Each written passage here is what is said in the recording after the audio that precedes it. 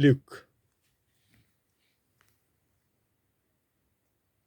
सोनवारा दिसा जेजू एका पिडेवंताक बरो कोत्ता. चॅप्टर 14. मागीर अशें जालें. एका सोनवारा दिसा फारिजेवांच्या कोणेकल्या मुखेल्यागेर जेजू जेवणाक गेल्लो तेन्ना ते ताका तेडून पळयताले. उदक आंगांत भरोन सुजलोलो एक मनीस ताच्या मुर्यांत आसलो. धर्मशास्त्र्यां आनी फारिजेवां लागीं उलोवन जेजून म्हणलें, सोनवारा दिसा पिडेवंतांक बरीं करूं येता की ना? पूण ते ओगेच रावले. तेन्ना ताणें ताका धरून बरो केलो आनी धाडलो. आनी तांचे लागीं उलोवन जेजून म्हणलें, तुमच्या कोणायचो पूत वो पाडो बांयत पडलो जाल्यार सोनवार म्हणून रोखडोच ताका काडिनासतना तो रावत न्हू? ह्या उतराक जबाब दिवंक तांच्यान नजो जालें. नोम काळजाचो मनीस आनी असोक्तांचो इश्ट जा.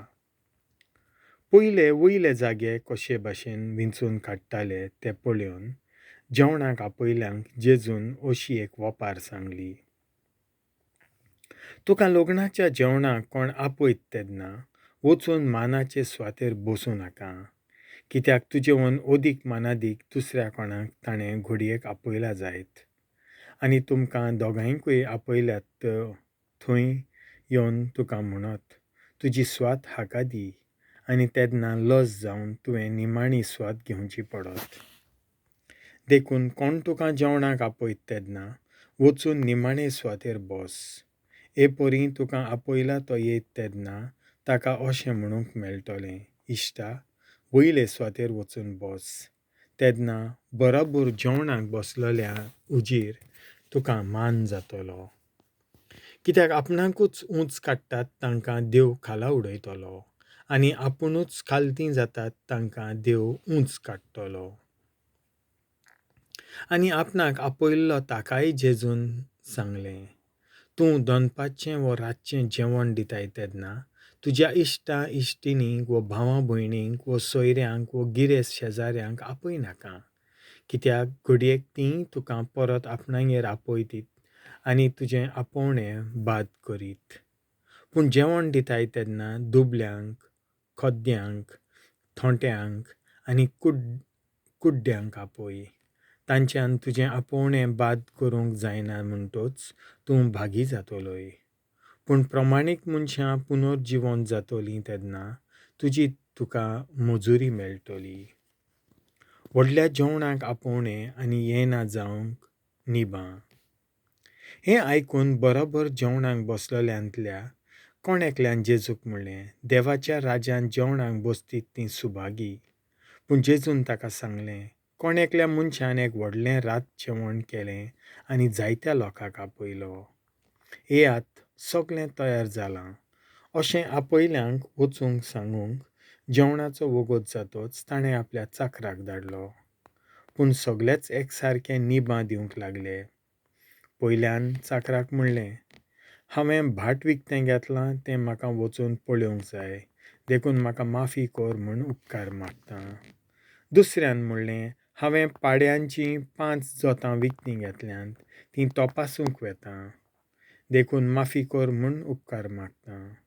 तिसऱ्यान म्हणलें, हांव हालींच लग्न जालां म्हणटच म्हाका येवंक जायना. हें सगळें चाकरान परत येवन आपल्या धन्याक कळीत केलें. तेन्ना पिंडोळून घरकारान आपल्या चाकराक सांगलें, नगराच्या रस्त्यांचेर आनी बिदींनी बेगीन वच आनी गरीबांक, पांगल्यांक, कुड्ड्यांक आनी थोंट्यांक हांगा घेवन ये.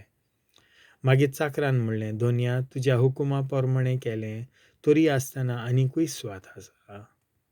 आनी धन्यान चाकराक सांगलें, नगरा भायल्या रस्त्यांचेर आनी ओडपां मदें वच आनी म्हजें घर भरता तशें लोकांक भितर येवंक बळ कर.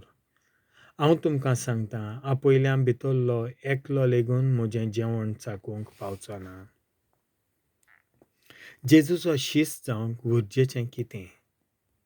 खूब लोकांचे जोमे जेजू बरोबर चलताले आनी ताणें वळोन तांकां म्हणलें, जर कोणीय म्हजेशी येयत आनी आपल्या बापायचो, आवयचो, बायलेचो, भुरग्यांचो, भावांचो आनी भयणींचो आनी आपल्या जिवाचो पर्यान द्वेस करिना जातीत, तांकां म्हज्या शिसा मोदें जागो ना.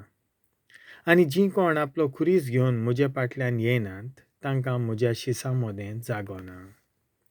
तुमचे भितरलो कोणूय एक गोपूर बांदूंक सोदीत जाल्यार तो सोंपोवंक गरज तितलो खर्च करूंक आपणा लागीं जायत की ना हाचो आदीं पयलो बसून अदमास कोचचो ना काय? ना तर बुन्याद मारल्या उपरांत तें शाती पावूंक ताका तांक ना जायत जाल्यार पळेतात तितलीं ताच्यो मस्कऱ्यो करून म्हणटलीं, ह्या मनशान बांदूंक आडायलें पूण ताच्यान सोंपूंक नजो जालें. वो कोण राजा दुसऱ्या एका राजाचेर झूज करूंक वेतलो जाल्यार 10,000 सैनीक घेवन 20,000ची फौज हाडटा ताका आपणाच्यान फुडो करूंक जाता की ना तें आदीं पयलें बसून चिंतिना जायत. जायना तर तो पयसूच आसतना निरोपी धाडून समाधानाची बोली करुया म्हूण मागतलो. तेच भाशेन तुमचे मदलीं कोणूय आपणा लागीं आसत तितलेंय सोडून दिना जातीत जाल्यार तांकां म्हज्या शिसा मोदें जागो ना. खारसाण नासलोलें मीठ बरें पूण मिठाची खारसाण बिगडली जाल्यार ताका आनीक कितें परतून खास्साण दिवची? तें जमनीक वो गायरीकूय उपकारना. तें काडून भायर उडयतात. आयकूंक कान आसलेल्यांनी आयकुचें.